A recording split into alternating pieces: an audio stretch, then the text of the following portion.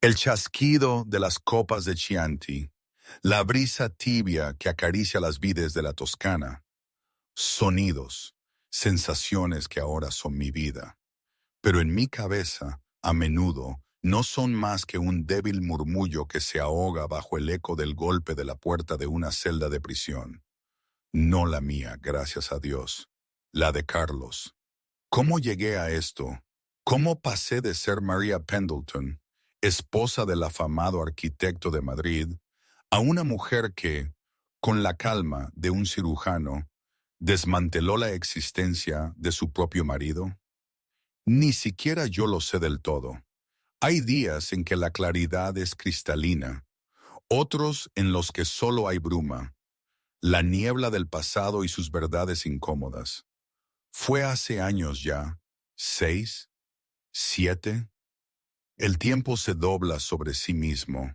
Creo que fue un martes, o quizás un miércoles. ¿Importa realmente? Recuerdo el olor.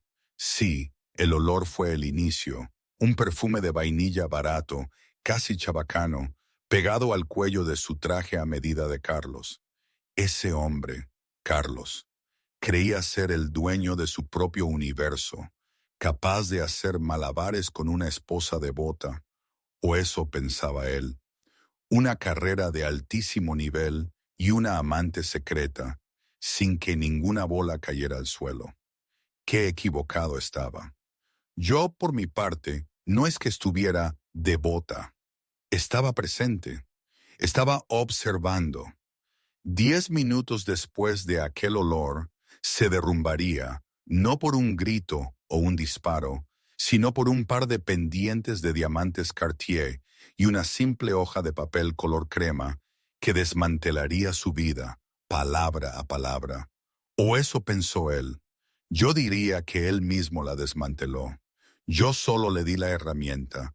La lluvia de Madrid no limpia, solo empapa. Deja las calles resbaladizas y un frío que se te mete en los huesos. Carlos dirigía su Mercedes S-Class por las carreteras de La Moraleja. El sonido de los neumáticos sobre el asfalto mojado. Su reloj digital marcaba las 13:05 de la madrugada. Yo ni lo veía. Mi reloj estaba parado desde hacía meses, o eso sentía yo. Él, en cambio, sentía una especie de agotamiento adrenalínico, la fatiga específica de quien vive una doble vida. Acababa de pasar 4 horas en un piso de Malasaña con Ana, una diseñadora gráfica veinteañera que, según me contaron después, se reía demasiado alto y pensaba que las historias de Carlos sobre leyes de zonificación arquitectónica eran fascinantes. Ana era el caos, el color, la antítesis de lo que él percibía como su vida hogareña. Su vida hogareña era yo. Se aflojó la corbata, mirándose en el espejo retrovisor. Se frotó la mandíbula, buscando restos de carmín, de purpurina, de culpa. No encontró nada, decía él. Lo había estado haciendo durante unos 6 meses y la culpa se había evaporado alrededor del segundo mes, reemplazada por una arrogante sensación de impunidad. ¿No la mantengo?, se preguntaba. Pagaba la hipoteca de la enorme mansión junto al lago de El Pardo. Pagaba mi pasatiempo de restaurar coches clásicos. Asistía a las galas. Soy un buen marido, se decía a sí mismo, que solo necesita una válvula de escape. Y yo, mientras tanto, lo escuchaba todo. No con los oídos, sino con una frialdad matemática que había aprendido mucho antes de conocerlo. Cuando aparcó en el largo camino de grava, la casa se alzaba majestuosa, una maravilla arquitectónica de cristal y acero que él mismo había diseñado. Estaba oscura, a excepción de las luces del jardín que proyectaban sombras dramáticas sobre el revestimiento de cedro. El silencio de las urbanizaciones ricas es pesado. Normalmente, este era el momento en que la ansiedad lo asaltaba. El miedo a que yo pudiera estar despierta, esperando en la cocina con una copa de vino y una pregunta en los ojos. Pero yo dormía profundamente. Tomaba melatonina a las 10 de la noche, religiosamente. Para entonces, estaría sumida en el sueño REM, acurrucada sobre mi lado izquierdo, las sábanas de algodón egipcio tiradas hasta la barbilla. O eso creía él. Bajó del coche, con cuidado de no dar un portazo. Caminó hasta la puerta principal, el aire húmedo enfriándole la piel. Marcó el código. 1014, nuestro aniversario. La cerradura se dio con un chasquido mecánico. El vestíbulo estaba frío. Eso fue lo primero que notó. No solo la temperatura ambiente, sino una quietud que se sentía distinta, casi presurizada.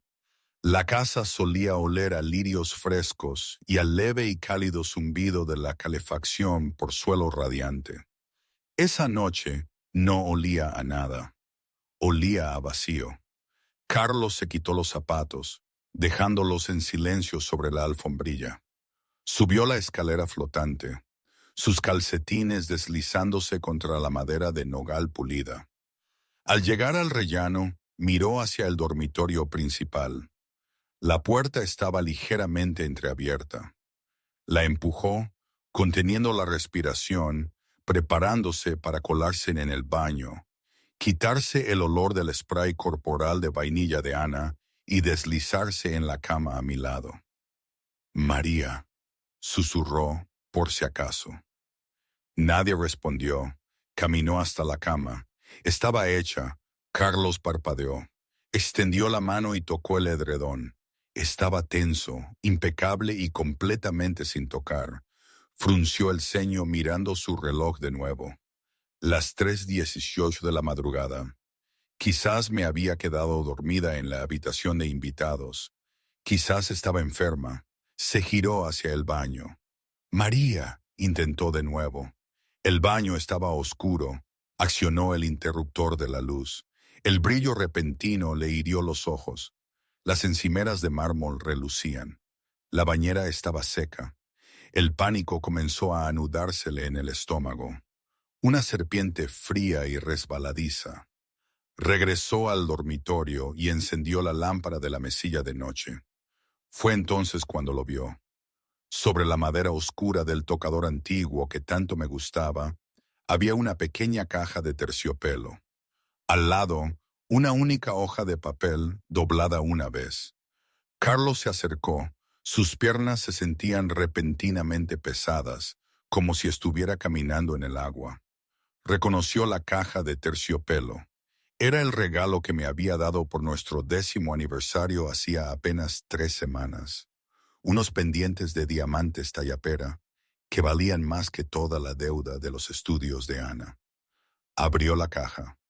Los diamantes brillaban agresivamente bajo la luz de la lámpara. Parecían acusaciones. Miró el papel. Era mi papelería personal. Papel grueso con mi monograma en relieve en la parte superior. Lo cogió. Sus manos, normalmente tan firmes al dibujar planos, temblaban. Leyó la primera línea. Carlos, celo del apartamento en Malasaña. Carlos se paralizó. El mundo no se detuvo, simplemente se estrechó hasta la punta de una aguja. El zumbido del frigorífico de abajo, el viento exterior, el latido de su propio corazón. Todo se desvaneció. Celo de Ana, continuaba la carta. Sé que estuviste con ella en mi cumpleaños, cuando dijiste que estabas en Barcelona, y sé que estás con ella esta noche. Carlos se sentó en el taburete del tocador. La madera crujió. Se sintió como si le hubieran dado un puñetazo en la garganta.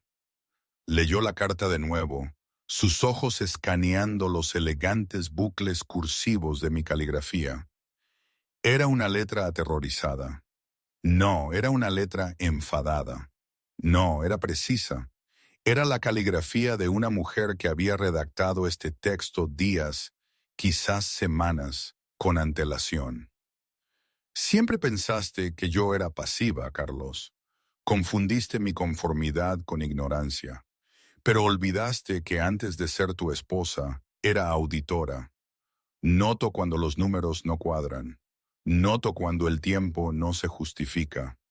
Recordó cómo me había visto esa mañana, bebiendo mi té matcha, sonriendo distraídamente mientras él mentía sobre una reunión tardía con la Junta de Urbanismo. Yo me había inclinado y le había alisado el cuello de la camisa. «Hoy estás muy apuesto, Artie», le había dicho. «Vea por ellos». Ella lo sabía entonces, yo lo sabía entonces, y le dejé salir por la puerta. Volvió a mirar la carta. «No me he ido porque estuviera triste, Carlos. Me fui porque había terminado. ¿Recordáis las capitulaciones matrimoniales? Esas en las que él tanto insistió. Las que los abogados de su padre redactaron con tanto cuidado para proteger los bienes de la familia Pendleton». La respiración de Carlos se atascó. Por supuesto que las recordaba. Había sido despiadado al respecto. Protector las había llamado. Cláusula 14, sección B. Leía la carta. Cláusula de infidelidad.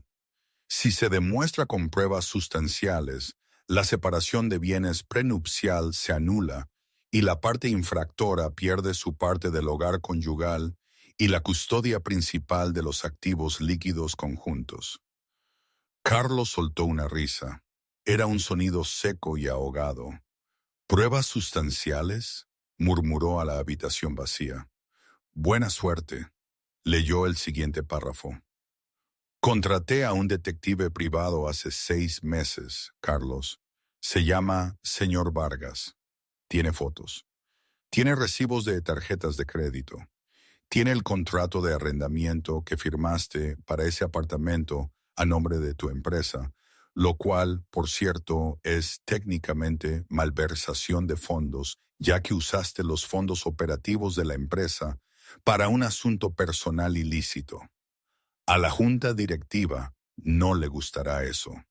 La sangre se le escapó de la cara a Carlos tan rápido que se sintió mareado. Agarró el borde del tocador. La empresa Pendleton y Asociados había cargado el alquiler del apartamento como gastos de consultoría. Pensó que nadie revisaba esos libros contables excepto él y su director financiero, Marcos. Marcos lo sabe, por cierto. Continuaba la carta como si me leyera la mente. Estaba bastante decepcionado, pero fue de gran ayuda una vez que le mostré la evidencia de cómo has estado exponiendo a la empresa a responsabilidades. Carlos se puso de pie, derribando el taburete. «No», siseó, «Marcos no lo haría. Marcos era su mejor amigo. Habían construido la empresa juntos». Buscó frenéticamente su teléfono en el bolsillo. Marcó a Marcos. Fue directamente al buzón de voz. Volvió a marcar. Directamente al buzón de voz. Miró de nuevo la carta. Había un último párrafo. «Me he ido a un lugar que no encontrarás. No te molestes en buscar. Las cerraduras de la casa serán cambiadas mañana a las 8 a.m. por la empresa de seguridad. Ya lo he autorizado como principal titular de la propiedad. Consulta los documentos del fideicomiso. Es posible que te hayas perdido la enmienda que firmamos el año pasado con fines fiscales. Mi abogado, José Torres, se pondrá en contacto contigo». José Torres. El nombre golpeó a Carlos más fuerte que las amenazas financieras. José era el tiburón del derecho de divorcios de Madrid. Era conocido por dejar a los maridos viviendo en pisos estudio, comiendo fideos instantáneos. Pero peor que eso, José era mi exnovio de la universidad, de quien Carlos siempre había estado celoso. PD. Sí, terminaba la nota. Dejé los pendientes. No uso joyas compradas con culpa. Me provocan erupciones en la piel. Carlos se quedó mirando los diamantes. Brillaban inocentemente. Arrastró la caja de la mesa. Cayó contra la pared con un golpe sordo, esparciendo los pendientes sobre la alfombra de felpa. Corrió al armario. Abrió las puertas de golpe. Vacío. No solo vacío de ropa. Las perchas se habían ido. Los zapateros estaban vacíos. No era un embalaje frenético, era una extracción quirúrgica. No solo se había llevado mi ropa, se había llevado la vida de la habitación. Las botellas de perfume habían desaparecido del tocador. Las fotos de nosotros en Marbella habían desaparecido de las paredes, dejando detrás pálidos fantasmas rectangulares en la pintura. Corrió escaleras abajo al estudio. Necesitaba revisar la caja fuerte. Giró el dial. Izquierda, derecha, izquierda. La pesada puerta se abrió. La reserva de efectivo, 50.000 euros que guardaba para emergencias, se había ido.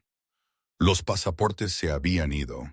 La escritura de la Casa del Lago, desaparecida. En su lugar había una única foto Polaroid. Carlos la recogió. Era una foto granulada, con mucho zoom, tomada a través de una ventana. Mostraba a Carlos en el apartamento de Malasaña, sin camisa, sosteniendo una copa de vino, riendo con Ana. Carlos soltó la foto. Sintió cómo le subía la bilis por la garganta. Corrió al baño de invitados y vomitó en seco sobre el inodoro. No solo lo habían pillado. Le habían dado jaque mate. El sol comenzó a salir sobre el lago de El Pardo, proyectando una luz gris cruel y hermosa en la sala de estar. Carlos no había dormido. Estaba sentado en el suelo de la sala de estar, rodeado de silencio. Había pasado las últimas 3 horas revisando frenéticamente sus cuentas en línea. La cuenta corriente conjunta de Banco de España, 0. La cuenta de ahorros, 1.200 euros. Yo le había dejado exactamente la cantidad de la hipoteca que vencía al día siguiente. Un gesto final irónico. La cartera de inversiones congelada. Acción pendiente de revisión legal. Intentó iniciar sesión en su correo electrónico del trabajo. Acceso denegado. Contacte con el administrador. Se sentía como un hombre que se había despertado para descubrir que le habían amputado las extremidades mientras dormía. A las 7 de la mañana, su teléfono vibró. No era yo, era Ana. Hola, cariño, noche divertida. Te dejaste tu reloj aquí, por cierto. El Rolex. ¿Quieres pasarte a comer? Carlos se quedó mirando el mensaje. Ana, la catalizadora. De repente la idea de ella, su risa, su perfume de vainilla, su apartamento caótico, lo enfermó físicamente. Ella era el ancla que lo había arrastrado al fondo del océano. Y ella ni siquiera sabía que se estaban ahogando todavía. «¡Cállate!», susurró al teléfono. Necesitaba pensar. Él era Carlos Pendleton. Era un solucionador de problemas. Construía rascacielos. No iba a ser derribado por una ama de casa y un abogado. Se puso de pie. Sus articulaciones crujieron. Necesitaba encontrarme. Si podía hablar conmigo, podría darle la vuelta a esto. Yo lo amaba. Estaba herida. Eso era todo. Esto era una rabieta muy cara y legalmente compleja. Si tan solo pudiera ponerse frente a mí, usar su encanto, recordarme los 10 años que habíamos tenido, podría arreglarlo. Pero, ¿dónde estaba yo? Un lugar que no encontrarás, había escrito. Carlos fue al garaje. Miró el lugar donde normalmente estacionaba mi Jaguar E-Type Vintage. Estaba vacío. Pero espera, el Jaguar tenía un rastreador. Él lo había instalado hacía 3 años cuando robaron el coche y lo recuperaron. Nunca me lo había dicho porque no quería que me preocupara por el robo. Abrió la aplicación de rastreo en su teléfono. Sus dedos torpemente intentaron la contraseña. Localizando vehículo. La rueda giratoria se burlaba de él. Vehículo encontrado. El corazón de Carlos dio un vuelco. El mapa se acercó. No estaba en Madrid. No estaba en Valencia. El punto rojo pulsaba constantemente en Lisboa, Portugal. En el Hotel Fairmont Pacific Rim. Había cruzado la frontera. Carlos agarró sus llaves. No le importaba la empresa en ese momento. No le importaba Marcos o el correo electrónico bloqueado. Tenía que ir a Lisboa. Corrió a su Mercedes. Metió la llave en el contacto. El motor rugió. Salió del garaje, los neumáticos chirriando. Me iba a recuperar, o al menos iba a impedir que lo destruyera. Mientras llegaba al final del camino de entrada, un SUV negro bloqueó la salida. Carlos frenó bruscamente. «Muévanse», gritó, tocando la bocina. La puerta del conductor del SUV se abrió. Un hombre salió. Era alto, vestía un traje de carbón que costaba más que el coche de Carlos. Tenía el pelo plateado y una cara tallada en granito. Era José Torres, y no estaba solo. Del lado del pasajero salió una mujer. Llevaba una gabardina y gafas de sol a pesar del cielo nublado. No era yo, era Ana. La cabeza de Carlos hizo un cortocircuito. «¿Qué?», jadeó. Ana rodeó la parte delantera del SUV. No sonreía, parecía profesional, fría. José se acercó a la ventanilla del conductor de Carlos y golpeó el cristal. Carlos la bajó, su mente acelerada. «Quítate de mi camino, José. ¿Y por qué? ¿Por qué está ella contigo?». José sonrió. No era una sonrisa amable. Era la sonrisa de un depredador mirando a una gacela herida. «Hola, Carlos», dijo José, su voz suave como el terciopelo. «Has conocido a mi sobrina, Ana, ¿verdad?». Carlos miró de José a Ana. «¿Sobrina?». Ana se quitó las gafas de sol. Sus ojos eran duros. «Era un trabajo, Carlos», dijo, su voz desprovista de la cadencia burbujeante que usaba en la cama. «La tía María paga muy bien». Carlos sintió que el mundo se inclinaba sobre su eje. La aventura, el encuentro casual en la cafetería hace 6 meses, la forma en que Ana lo había perseguido. «Tú me tendiste una trampa», susurró Carlos. «Te dimos una cuerda», corrigió José. «Tú fuiste quien se hizo el nudo y saltó». José se inclinó más, apoyando las manos en el marco de la puerta del Mercedes. «Ahora apaga el coche, Carlos. Tenemos mucho papeleo que revisar. Y ya no eres dueño de este coche. Está arrendado a nombre de la empresa, ¿recuerdas? Y a partir de las 6:30 AM de esta mañana, la junta directiva votó para rescindir tu contrato por mala conducta grave y apropiación indebida de fondos». José levantó un juego de llaves. «Estoy aquí para recoger el vehículo de la empresa».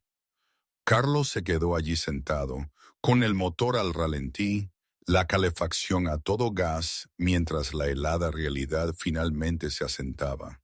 No solo le habían dado jaque mate, habían estado jugando a un juego que ni siquiera sabía que existía.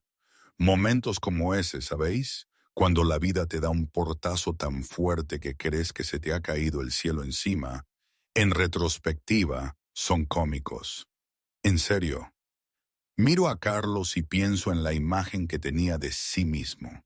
El gran arquitecto, el visionario, el hombre que no podía fallar. ¿Y qué fue de él? Un títere en su propia obra de teatro, sin saber que la obra se había convertido en un juicio y él era el acusado. El ego es una bestia terrible, una venda en los ojos que te impide ver lo obvio. Yo, en cambio, estaba aprendiendo a ver cada rendija, cada fisura, cada mentira que él creía suya. Es el contraste lo que lo hace ridículo. Mientras él creía tener el control, yo estaba, ladrillo a ladrillo, desmontando su castillo. Me pregunto, ¿fue ese el punto de inflexión? ¿El momento en que mi dolor se convirtió en fría estrategia? No lo sé, no lo recuerdo con tanta precisión. A veces pienso que siempre estuvo ahí, latente. Para entender la magnitud de la caída de Carlos, hay que entender mi silencio. Durante 6 meses Carlos creyó que yo era simplemente una parte más de su vida, un maniquí bellamente vestido que dirigía al personal del hogar y asistía a almuerzos benéficos. No sabía que el maniquí lo observaba con los ojos de una auditora forense. Y no, no fue siempre así. Antes, mucho antes, en mi niñez en un pequeño pueblo de la provincia de Cuenca, mi padre, un hombre sencillo pero sabio, solía decir: María, hija, no confíes nunca en algo que suene demasiado bonito para ser verdad. Las promesas vacías son como el agua en una cesta, siempre se escapan. Él hablaba de los charlatanes del mercado, pero esa frase se me quedó grabada, y ahora, años después, en el opulento silencio de aquella casa, comprendí que se aplicaba a todo, a su ambición desmedida, a sus palabras seductoras, a su versión de nuestro matrimonio. Todo era demasiado perfecto, y la perfección, lo había aprendido a base de golpes, no existe. Todo empezó un martes de noviembre, un simple extracto de tarjeta de crédito. Carlos solía ser cuidadoso, pero la arrogancia engendra descuido. Había usado la American Express conjunta para una cena en un restaurante de lujo en el centro, una comida de 600 euros. Yo miré el extracto. Recordaba que esa noche Carlos me había dicho que pediría comida para llevar en la oficina mientras terminaba los planos para el campus tecnológico de Alcobendas. La mayoría de las esposas habrían gritado. La mayoría de las esposas lo habrían esperado en casa y le habrían tirado el extracto a la cara. Yo no hice ninguna de las dos cosas. Fui a mi estudio privado, abrí un cuaderno nuevo y anoté la fecha y la discrepancia. No lloré. Sentí una claridad fría y aguda, como agua helada en mis venas. 2 días después, llamé a José Torres. Nos reunimos en un pequeño restaurante anodino en San Sebastián de los Reyes, a 40 minutos de nuestro círculo social. José no había cambiado mucho desde la universidad, todavía perspicaz, todavía cínico, pero con trajes caros y una reputación que aterraba a los hombres más poderosos. Necesito el divorcio, José, le dije, cortando mi bistec con precisión. Pero no un divorcio normal, quiero una demolición. José me escuchó mientras yo exponía los hechos, las noches hasta tarde, el olor a perfume de vainilla, la distancia emocional. Si presentamos la demanda ahora, advirtió José, él tiene ventaja. Los bienes están mezclados. La empresa está protegida por el fideicomiso. Te dará una compensación, claro, pero mantendrá la vida que construyó. ¿Es eso lo que quieres? No, le dije suavemente. Esa vida la construí yo, José. Él solo le puso su nombre en la puerta. Quiero que sienta lo que es ser un invitado en su propia existencia. Fue entonces cuando José propuso la trampa de miel. Tengo una sobrina, dijo José. Ana. Es una actriz que lucha en Málaga. Es inteligente. Está sin blanca y odia a los narcisistas. Podemos plantarla. No para seducirlo. No lo atrapará legalmente, sino para que esté disponible. Si Carlos está buscando, ella estará allí. Si muerde, documentamos todo. Cada mensaje, cada recibo, cada mentira.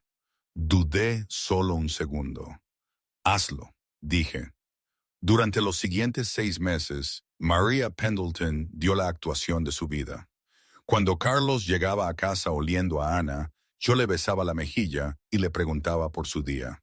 Cuando me compraba los pendientes de diamantes para aplacar su culpa, yo los llevaba a la ópera y le cogía la mano.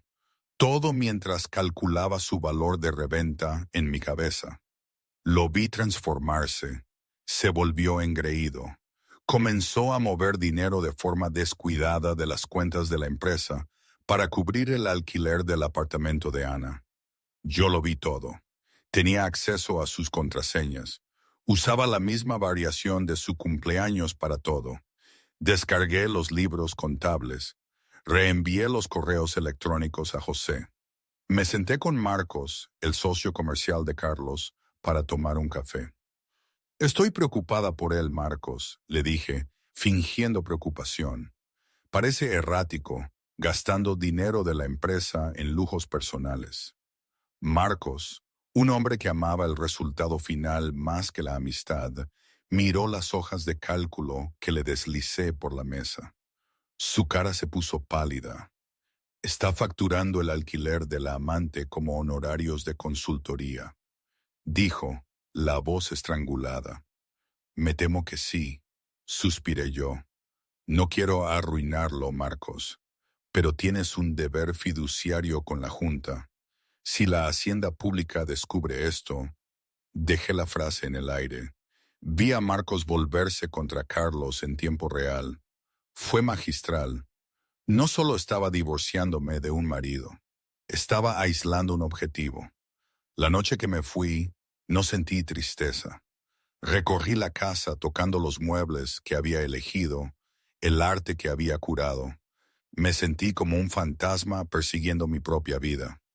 Dejé la carta en el tocador. Dejé los diamantes en la caja. Salí a la lluvia, subí al coche de alquiler que José había arreglado, habiendo movido el Jaguar días antes, y no miré hacia atrás. La mujer que se fue ya no era la esposa de Carlos, era su verdugo. De vuelta en el camino de entrada, la lluvia había parado, pero el frío húmedo se había instalado en los huesos de Carlos. Estaba junto a su Mercedes plateado, que ya no era suyo. José Torres sostenía las llaves, haciéndolas tintinear como un péndulo. Los taxis Uber suelen ser rápidos en este barrio, dijo José, su voz goteando falsa compasión. Te ofrecería llevarte, pero Ana tiene una audición. Ana, la mujer a la que Carlos le había susurrado secretos, a la que le había contado sus inseguridades, ni siquiera lo miró. Se estaba retocando el maquillaje en el espejo lateral del SUV de José. Adiós, Artie, dijo secamente. Gracias por el Rolex.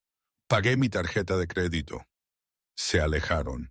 Carlos observó las luces traseras del SUV desaparecer, dejándolo de pie en su traje a medida, temblando con un teléfono sin batería y una cartera llena de tarjetas de crédito rechazadas. Tuvo que caminar. Caminó 2 kilómetros hasta la gasolinera más cercana.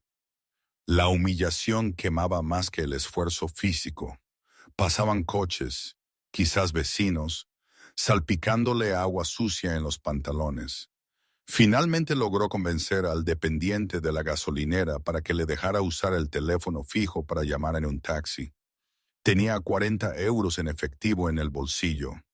Dirigió el taxi a las oficinas de Pendleton y Asociados en el centro de Madrid.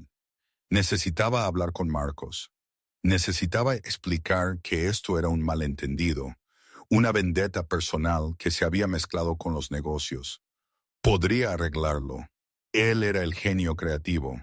Marcos era solo el hombre del dinero. Marcos lo necesitaba. El taxi lo dejó frente al rascacielos de cristal. Carlos se dirigió a las puertas giratorias con la mandíbula apretada. Pasó su tarjeta de seguridad por el torno. Bip, bip. Acceso denegado. Volvió a pasarla. Luz roja. Señor Pendleton.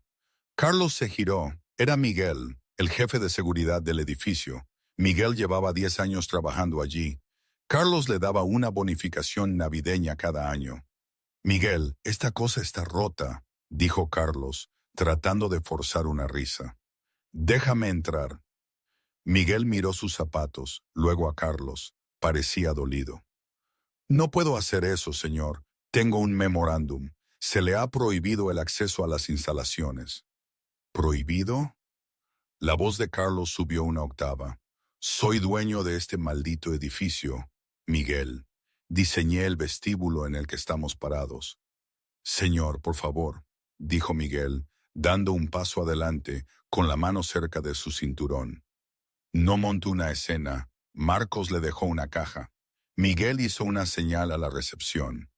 La recepcionista, una chica nueva que Carlos apenas conocía, le entregó una caja de cartón. Carlos la miró. Era ligera. Cogió la caja y salió, sentándose en la jardinera de hormigón al borde de la plaza. Abrió la tapa. Dentro había una foto enmarcada de él y yo, el cristal agrietado, su certificado de licencia de arquitectura, una grapadora y una carta. Rompió la carta. Era de la junta directiva. Estimado señor Pendleton, conforme al artículo 5 del Acuerdo de Asociación, Turpitud Moral y Malversación, sus acciones han sido colocadas en un fideicomiso ciego pendiente de una auditoría forense. Su acceso a las cuentas de la empresa, las instalaciones y la propiedad intelectual queda suspendido de inmediato. Hemos notificado al Consejo de Licencias del Estado sobre la investigación pendiente con respecto al uso indebido de los fondos de los clientes. Carlos soltó la carta. No era solo la aventura. Iban a por su licencia. Se iban a asegurar de que nunca más construyera ni una caseta de jardín en este estado. ¡Marcos!, gruñó Carlos. Sacó su teléfono, que tenía un 4% de batería. Marcó la línea privada de Marcos. Esta vez, Marcos respondió. «Tienes mucho descaro al llamar», dijo Marcos. Su voz era fría, desprovista de la camaradería que habían compartido con Whisky durante 15 años. «¡Me apuñalaste por la espalda!», gritó Carlos, ignorando al peatón que lo miraba fijamente. «¿La escuchaste a ella? Está loca, Marcos. Es vengativa». «Ella me enseñó los libros de contabilidad, Carlos», espetó Marcos. «Gastaste 40,000 euros del dinero de la empresa en un alquiler en Malasaña. Cargaste cenas de clientes que solo eran tú y esa chica. Pusiste a la empresa en riesgo. No te apuñalé por la espalda. Tú te suicidaste y salpicaste la sangre en mi traje. Puedo explicarlo». «Guárdatelo para la declaración», dijo Marcos. «Ah, y Carlos, María pasó ayer a recoger sus efectos personales de tu oficina. También se llevó los premios. Dijo que ella fue quien te animó a participar en los concursos, así que le pertenecen. Adiós». La línea se cortó. Carlos se sentó en el hormigón, el ajetreo de la ciudad moviéndose a su alrededor. Era un hombre que se definía por lo que construía. Ahora estaba sentado entre los escombros de su propia vida. Pero entonces una chispa de ira se encendió en su pecho. Una oscura y retorcida desafío. Creían que lo tenían. Creían que simplemente se rendiría. Volvió a mirar la aplicación de rastreo en su teléfono. La batería estaba al 2%. Lisboa, Portugal, Fairmont Pacific Rim. Ella estaba allí. Se estaba regodeando. Carlos se puso de pie. No tenía coche, no tenía acceso a sus cuentas bancarias, pero tenía los 5,000 euros en efectivo de emergencia escondidos en un libro ahuecado en la vieja casa de su madre. Una casa que aún no había vendido, vacía en Toledo. Conseguiría el efectivo, alquilaría un coche. Conduciría hasta Lisboa. No iba a dejar que yo ganara sin mirarme a los ojos. El viaje a Lisboa duró 4 horas. Carlos conducía un Ford Focus alquilado que olía a tabaco rancio. Era una humillante degradación de su clase S, pero su ira lo alimentaba.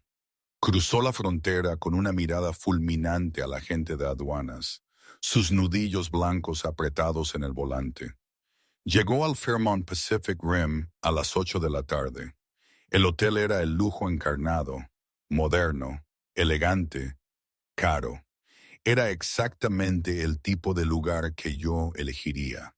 Se dirigió a la recepción. Parecía desaliñado, su traje arrugado, sus ojos inyectados en sangre, la barba oscura en su mandíbula. «Estoy aquí para ver a mi esposa», le dijo al conserje. María Pendleton. El conserje tecleó en el ordenador. Lo siento, señor, no damos información de los huéspedes. Carlos golpeó la mano sobre el mostrador de mármol. Sé que está aquí. Su coche está en su aparcamiento de ballet. Lo acabo de ver. El conserje no se inmutó. «Seguridad», dijo en su auricular. «Espere», dijo Carlos bajando la voz. Sacó un fajo de billetes, 500 euros. Lo deslizó por el mostrador. «Solo dígame el número de habitación. Por favor, es una emergencia. Ella tiene mi medicación». El conserje miró el dinero, luego a Carlos. Suspiró. «Habitación 204. Pero si causa algún disturbio, se llamará a la policía». Carlos no esperó. Corrió a los ascensores. Planta 21. El pasillo estaba en silencio. Carlos contó los números. 2100, 1602, 1604. Se detuvo ante la puerta. Podía oír el débil sonido de la televisión dentro. Yo estaba allí. No llamó. Sacó la tarjeta llave de repuesto que había cogido del carrito de limpieza en el pasillo mientras la camarera estaba distraída. Un viejo truco de sus días universitarios. Deslizó la tarjeta. La luz se puso verde. Carlos irrumpió en la habitación. «María, ¿crees que puedes simplemente...?» Se detuvo. La habitación era una suite con vistas al puerto. Era hermosa y estaba vacía. La cama estaba hecha. El portaequipajes estaba vacío.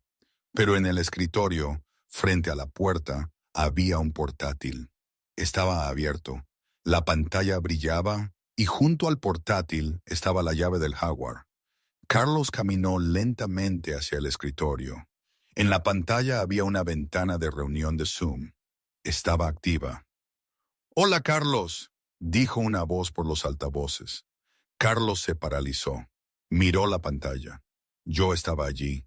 Llevaba una bata de seda, sosteniendo una copa de vino blanco. Parecía tranquila, incluso radiante. Pero el fondo no era la habitación del hotel. Detrás de mí, a través de una ventana, Carlos podía ver palmeras. Podía oír el océano. «¿Dónde estás?», susurró Carlos. «Estoy en el lugar al que prometiste llevarme para nuestro 5º aniversario», dije yo, tomando un sorbo de vino. «Pero estabas demasiado ocupado con ese proyecto en Oporto. ¿Recuerdas las Maldivas? Está precioso en esta época del año». «¿Las Maldivas?». Carlos miró la habitación a su alrededor. «Pero el coche, el rastreador». «Contraté a un conductor para que llevara el Jaguar a Lisboa», expliqué yo, como si explicara un problema de matemáticas simple a un niño. «Sabía que rastrearías el coche, Carlos. Sabía que vendrías corriendo detrás de la única cosa que creías que aún poseías». «¿Por qué?». Carlos se desplomó en la silla del escritorio. «¿Por qué hacer esto? ¿Por qué los juegos?». «Porque quería que estuvieras exactamente donde estás ahora mismo», dije yo, mi voz endurecida. «Quería que condujeras 4 horas en un coche de alquiler barato, cruzaras una frontera y te colaras en la habitación de un hotel solo para darte cuenta de que eres completamente irrelevante». «Irrelevante». Carlos se rió amargamente. «Soy tu marido. Yo te hice». «Tú no me hiciste, Carlos. Tú me consumiste. Tomaste mi tiempo, mi juventud y mi apoyo, y se lo diste a tu ego. Y cuando te aburriste, intentaste reemplazarme con una niña». Me incliné más hacia la cámara. «Vacié las cuentas conjuntas, Carlos, pero no las robé. Usé el poder notarial que firmaste hace 3 años cuando te operaron de la espalda. Nunca lo revocaste. Liquidé nuestros activos y los transferí a un fideicomiso offshore en las Islas Caimán. Es intocable. Lo recuperarás quizás dentro de unos años. después de que los abogados cobren su parte, pero por ahora no tienes nada. No puedes dejarme sin nada, suplicó Carlos, la lucha agotándose en él. Tengo la hipoteca, tengo las deudas. En realidad, sonreí yo, pagué la hipoteca de la casa. Está libre de deudas. Carlos parpadeó. La esperanza se encendió. ¿Lo hiciste? Sí, y luego transferí el título a una sociedad holding propiedad de José Torres. Es su provisión de fondos para el divorcio. Estás invadiendo una propiedad privada, Carlos. Tienes 24 horas para desalojar la propiedad antes de que José te desaloje. Carlos se quedó mirando la pantalla, con la boca abierta. Le había dado su casa, su obra maestra, al hombre que más odiaba en el mundo. Adiós, Carlos, dije yo. Disfruta de las vistas de Lisboa. Oigo que está lloviendo. La pantalla se puso en negro. Carlos se sentó en la habitación vacía del hotel. Miró la llave del Jaguar sobre el escritorio. Estaba en un país extranjero sin trabajo, sin casa, sin esposa, y la comprensión de que durante los últimos 6 meses no había sido el jugador. Había sido el peón. Caminó hasta la ventana y miró el agua oscura del puerto. Vio su reflejo en el cristal. Se veía pequeño, pero la historia no había terminado. Carlos Pendleton era un narcisista, y los narcisistas no mueren en silencio. Lo queman todo a su paso. Cogió la llave del Jaguar. No iba a conducir a casa. Iba a encontrar a José Torres. El viaje hacia el sur desde Lisboa no fue un viaje. Fue una hemorragia. Carlos Pendleton bajó por la autopista A1 a 180 km/h. El Jaguar E-Type robado rugía bajo él. El coche, una obra maestra de ingeniería británica que yo había restaurado con mi propio dinero, vibraba violentamente a esa velocidad. El volante temblaba en su agarre como un ser vivo, tratando de quitárselo de encima. A Carlos no le importaba. No conducía con habilidad. Conducía con un sentido de posesión. La lluvia había vuelto, transformando la autopista en una cinta de resbaladiza obsidiana. Cada pasada del limpia parabrisas contra el cristal sonaba como el mazo de un juez. Thwack, thwack, thwack. Dentro de la cabina, el aire estaba denso con el olor a cuero viejo y el propio pánico agrio de Carlos. Hablaba solo, un monólogo maníaco y desarticulado que llenaba el silencio. Ella no puede simplemente llevárselo, murmuró, sus ojos muy abiertos e inmóviles, fijos en la oscuridad que tenía delante. Es un fideicomiso revocable. Puedo revocarlo, puedo revocarla a ella. Repitió la videollamada de Zoom en su mente una y otra vez. Las palmeras, el vino blanco, la calma de mi voz. Irrelevante. Esa fue la palabra que había destrozado su psique. Podía soportar ser odiado. Podía soportar que le gritaran. Era un hombre poderoso. Los hombres poderosos tenían enemigos, pero no podía soportar ser irrelevante. No podía soportar ser una nota al pie en su propia biografía. Cuando cruzó el puente del río Tajo y vio las luces de Madrid brillando contra las nubes bajas, su plan, si se le podía llamar así, se había solidificado en un impulso destructivo singular. No iba a un hotel, no iba a suplicar, iba a la casa de la Moraleja. Sabía que las cerraduras estaban cambiadas. Sabía que José Torres, ese buitre con un traje de 3 piezas, decía ser dueño de la escritura. Pero Carlos Pendleton era el arquitecto. Había dibujado las líneas de esa casa en una servilleta 10 años atrás. Había vertido los cimientos. Conocía la respiración y los huesos de la casa. Un trozo de papel no la convertía en de José. Era suya. Tomó la salida de la Moraleja. Los neumáticos chirriaron al tomar la curva demasiado fuerte. Aceleró pasando los setos altos y las puertas de los multimillonarios tecnológicos, finalmente girando en su propio camino de entrada sinuoso. La casa se alzaba de la niebla, oscura y silenciosa. Era una fortaleza moderna de cristal, acero y cedro, encaramada al borde del lago. Normalmente la iluminación del jardín estaría encendida, resaltando los arces japoneses que Carlos había importado. Esa noche estaba completamente a oscuras. Parecía una tumba. Carlos detuvo el Jaguar bruscamente en el césped delantero. Los neumáticos abrieron largas y fangosas zanjas en la prístina hierba de zoysia que tanto apreciaba yo. Apagó el motor. El silencio que se precipitó fue ensordecedor. Salió a la lluvia. El viento frío le azotó la cara, pero no lo sintió.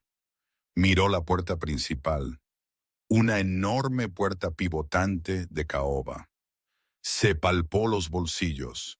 No había llaves, solo el mando del Jaguar y un paquete de chicle arrugado. ¡Abrid!, gritó a la oscura fachada, su voz rota, ronca y patética contra el viento. «José, sé que estás ahí». Nadie respondió. La casa le devolvió la mirada, indiferente. Carlos rodeó el lateral, resbalando sobre la hierba mojada. Fue al solarium. Presionó su cara contra el cristal. Estaba completamente a oscuras dentro. Intentó deslizar la puerta cerrada. Recordaba el pestillo suelto. Lo había notado hacía 3 años. Un ligero defecto en la fabricación del mecanismo deslizante alemán. Había querido arreglarlo, pero siempre había una reunión, siempre una gala, siempre una Ana.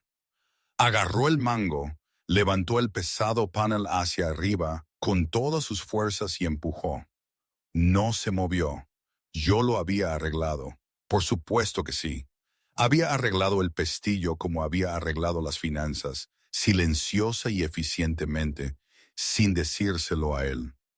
La rabia, ardiente y cegadora, inundó su visión. Miró hacia abajo y vio una roca decorativa de río, una piedra gris lisa y pesada utilizada en el borde del paisaje. La recogió. Era pesada, fría y primitiva. Volvió al frente de la casa. No dudó. Balanceó la roca con un rugido gutural, estrellándola contra el estrecho panel de vidrio templado junto a la puerta principal. Crash. El sonido fue explosivo, destrozando la quietud suburbana. Fragmentos de vidrio cayeron sobre la entrada de pizarra, brillando como los diamantes que había comprado para silenciar su culpa. Carlos metió la mano por el agujero irregular. Su manga se enganchó en un fragmento, rasgando la tela de su traje y cortándole el antebrazo. No sintió el dolor. Tanteó el pomo interior del cerrojo. Lo giró. Clic. Empujó la puerta y tropezó en el vestíbulo. «José», bramó. «Sal de aquí». Golpeó el panel de la pared, activando la escena todo encendido del sistema de iluminación Lutron. La casa se inundó de luz. Carlos parpadeó, protegiéndose los ojos. A medida que su visión se ajustaba, se quedó sin aliento. La casa estaba destripada.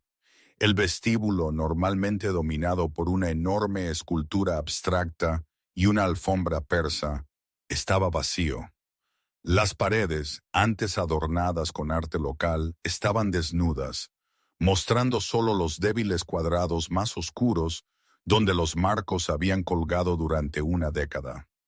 La sala de estar más allá era un cementerio de sábanas blancas. Los pocos muebles que quedaban, el sofá, el gran piano, estaban cubiertos con fundas antipolvo, pareciendo fantasmas sin forma. Olía mal. El aroma a lirios y cera de abejas que había definido su hogar durante 10 años había desaparecido, reemplazado por el olor a amoníaco, cartón y algo más agudo. Whisky. «Estás invadiendo una propiedad privada, Carlos». La voz llegó desde arriba, calmada, resonante. Carlos se giró, sus zapatos mojados chirriaban en el suelo de madera.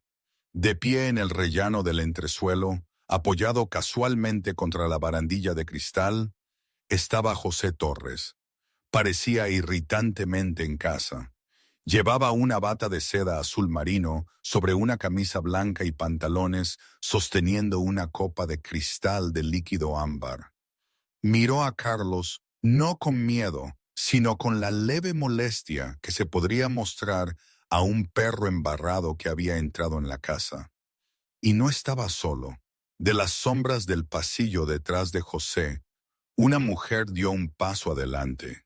Estaba envuelta en una gruesa manta de cachemira color crema. Tenía el pelo recogido en un moño desordenado y sostenía una taza de té. Era Ana, pero no era la Ana que Carlos conocía. La Ana que él conocía era burbujeante, con los ojos muy abiertos y lo miraba como a un dios. Esta mujer parecía cansada. Sus ojos eran afilados, fríos y completamente desprovistos de afecto. Tú, respiró Carlos, la palabra raspándole la garganta. Estás en mi casa, usando la ropa de mi esposa. Técnicamente, dijo Ana, su voz seca y desprovista del tono de muñeca que había usado durante 6 meses. Esta es la manta de invitados de José, y la casa pertenece al fideicomiso de liquidación de activos Pendleton. Así que estás en la casa del fideicomiso. Carlos subió las escaleras. Subió 3 escalones antes de detenerse. Sus piernas de repente se sentían como plomo. Agarró la barandilla, sus nudillos blancos. Voy a mataros, susurró Carlos temblando. Voy a mataros a los dos. No te lo recomendaría, dijo José, dando un sorbo lento a su bebida. La alarma silenciosa se activó en el momento en que rompiste el cristal, Carlos. El tiempo de respuesta de la policía de La Moraleja es de 4 minutos en promedio. Te quedan unos 90 segundos. ¡Que vengan!, gritó Carlos, señalando con un dedo manchado con su propia sangre a José. Les contaré todo. Les contaré sobre el montaje, el engaño. Contrataste a una para seducirme y así robarme mi empresa. Ana no se inmutó ante el insulto. Solo tomó un sorbo de su té, observándolo por encima del borde de la taza. No fue que un engaño, Carlos. El engaño requiere coacción. ¿Te obligué yo a comprarme ese apartamento? ¿Te obligué a saltarte el cumpleaños de tu esposa? ¿Te obligué a decirme que me amabas más de lo que la amabas a ella? «¡Mentiste!», gritó Carlos. «Todo fue una mentira. El afecto fue una mentira». «Sí», admitió Ana con calma, «pero los datos eran muy reales. Tienes una seguridad operativa descuidada, Artie. Dejaste el portátil abierto. Usaste el mismo código para el teléfono que para la puerta del garaje. Lo hiciste tan fácil. En realidad fue aburrido». Carlos sintió que la habitación giraba. Aburrido. Él era el genio dinámico. Él era el arquitecto del horizonte. No podía ser aburrido. ¿Crees que esto se sostendrá en los tribunales? Carlos miró a José, desesperado por un asidero legal. El adulterio no anula un acuerdo prenupcial en este estado. No así. Te demandaré por conspiración. José dejó su copa sobre la barandilla. Miró a Carlos con verdadera lástima. «Todavía no lo entiendes, ¿verdad?», dijo José suavemente. «¿Crees que esto es por la aventura? ¿Crees que María destruyó tu vida porque la engañaste?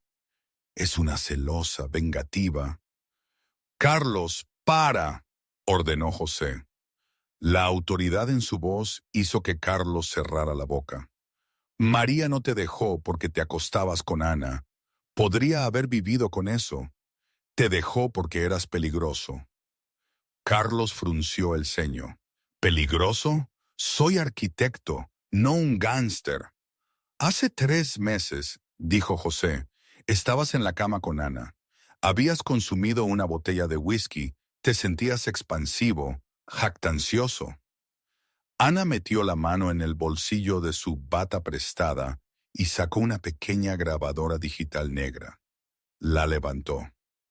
¿Recuerdas lo que me contaste sobre el proyecto del rascacielos de El Escorial? Preguntó Ana. A Carlos se le heló la sangre.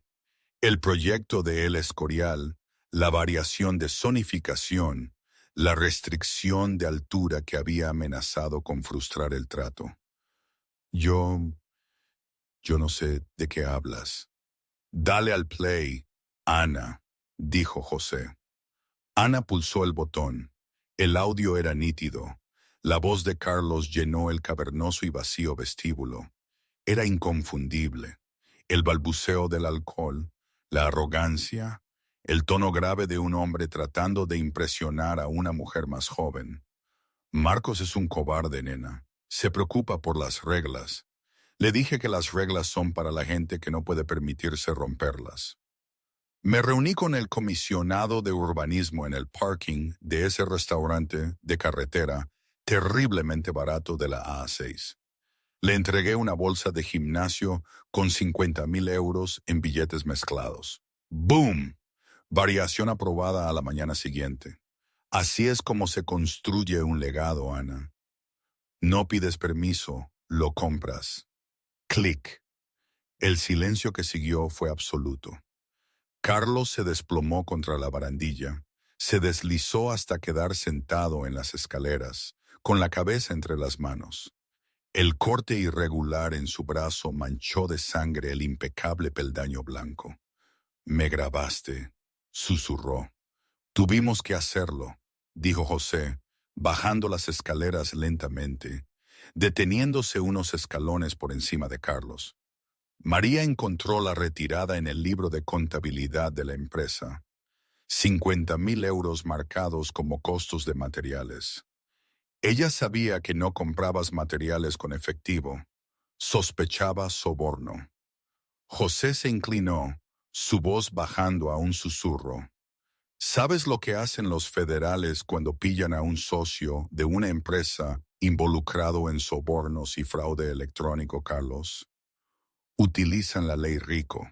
Confiscan todo, no solo tus activos, sus activos, la casa, su herencia, su pensión, todo lo manchado por tu dinero sucio.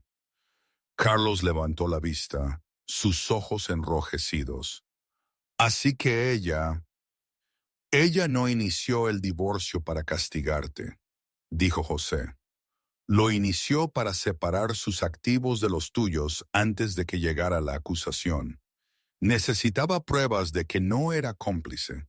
Necesitaba pruebas de que te estaba investigando a ti, no ayudándote. Esa grabación, ese es su acuerdo de inmunidad. Demuestra que ella fue la denunciante. Carlos se quedó mirando el suelo. La magnitud de la traición y la brillantez de la misma lo aplastaron. No solo lo había superado en un divorcio, lo había convertido en un acusado criminal para salvar su propio futuro financiero. ¿Dónde está?, gorjeó Carlos. ¿La grabación? El original está con la fiscalía, dijo Ana. Enviado por mensajero, seguro ayer por la mañana. La copia está en la nube y otra copia está con Marcos. Marcos. Carlos levantó la vista bruscamente. Marcos aceptó el trato, Carlos, dijo José suavemente. Está testificando contra ti. A cambio de inmunidad total y la retención de los activos legítimos de la empresa, les está dando todo. Los libros duplicados, los correos electrónicos, las fechas de los pagos. Estás solo. Carlos miró alrededor de la casa vacía. Miró las sombras donde solía colgar su arte. Miró a la mujer por la que lo había arriesgado todo, que lo miraba como a un espécimen en un frasco. Miró al hombre que había odiado durante 20 años, que ahora era el amo de su dominio. Él era un hombre que construía rascacielos, estructuras diseñadas para soportar terremotos y tormentas de viento. pero había construido su propia vida sobre cimientos de arena, y la marea finalmente había llegado. De repente, la habitación se bañó en un resplandor de luz azul y roja oscilante. Las sirenas sonaban fuerte ahora, atravesando la pesada puerta principal. Los neumáticos chirriaron en la grava exterior. Las puertas de los coches se cerraron de golpe. Policía.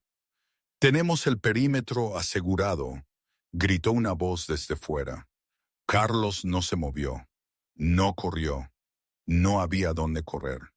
La cuenta de las Caimán que yo mencioné, él no podía acceder a ella. Su pasaporte desaparecido, su reputación muerta. Me miró a mí, no a José y a Ana. Una última vez. Ella. La voz de Carlos se quebró. Se aclaró la garganta, tratando de reunir una última pizca de dignidad. ¿Ella me odia? José consideró la pregunta. Miró el cristal roto en el suelo, el barro en la alfombra, la ruina de un hombre en las escaleras. Creo, dijo José, que ella no siente nada en absoluto. Dejaste de ser su marido hace mucho tiempo, Carlos. Te convertiste en un pasivo. Y María es auditora. Ella cancela los pasivos. ¡Policía! La puerta principal se abrió de una patada. 3 agentes irrumpieron en el vestíbulo. Armas desenfundadas, linternas cegadoras. ¡Manos! ¡Déjame ver tus manos! Carlos Pendleton se puso de pie lentamente. Se alisó las solapas de su arruinado traje mojado. Miró a los oficiales, luego de nuevo al espacio vacío en la pared donde solía colgar su retrato. Levantó las manos en el aire, mientras los oficiales se abalanzaban sobre él, forzándolo contra la pared para esposarlo. Carlos vio a Ana darse la vuelta y caminar de regreso a las sombras del pasillo. José tomó un sorbo de su whisky, observando el arresto con el interés desapasionado de un hombre viendo las noticias de la noche. El frío acero de las esposas hizo clic alrededor de las muñecas de Carlos. Era la única joya que llevaría durante mucho tiempo. Y hoy, años después, sentada aquí en mi viñedo en la Toscana, ¿me arrepiento? ¿Fui demasiado lejos? La vida de Carlos se desintegró. Eso es innegable. La empresa, Pendleton y Asociados, quedó destruida. Marcos, su socio, testificó contra él a cambio de inmunidad. A mí, no volví a Madrid. Vendí las fotos de mis vacaciones en las Maldivas a un tabloide por una suma modesta, donando el dinero a una organización benéfica para mujeres que se recuperaban de abusos financieros. Me establecí aquí, en la Toscana, donde compré un pequeño viñedo. Nunca me volví a casar. Aprendí que no necesitaba una pareja para sentirme completa. Solo necesitaba paz. Y la casa de La Moraleja sí se vendió. A un multimillonario tecnológico que la demolió. Dijo que la vibra estaba mal, que la casa tenía mala energía. Y supongo que, en cierto modo, no se equivocaba. Carlos está en una celda hoy contando historias a los otros reclusos sobre los rascacielos que solía construir y el imperio que solía gobernar. La mayoría lo ignora. Conocen la verdad. Ya no es arquitecto. Es solo un hombre que tuvo un diamante en la mano y lo cambió por un trozo de cristal, solo para cortarse la garganta con los fragmentos.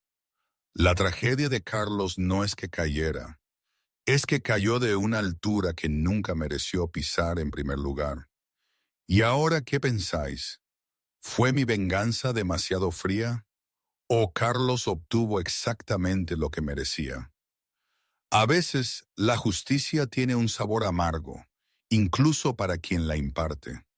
Nadie sale ileso de una guerra así.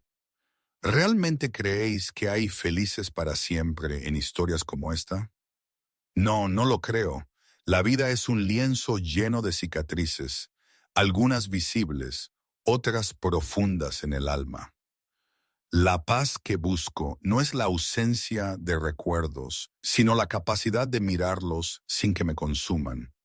Y en este viñedo, bajo el sol toscano, encuentro, a veces, un atisbo de esa paz. Es mi vida. Ya no está definida por Carlos. Es mía. Y eso, supongo, es una victoria. Pero una victoria que aún hoy me hace preguntarme, ¿era necesario llegar tan lejos? ¿Hubo otra salida? Quizás no. Quizás así tenía que ser. La vida es así, ¿no? Nada es blanco y negro. Nada es perfecto. Pero es lo que hay.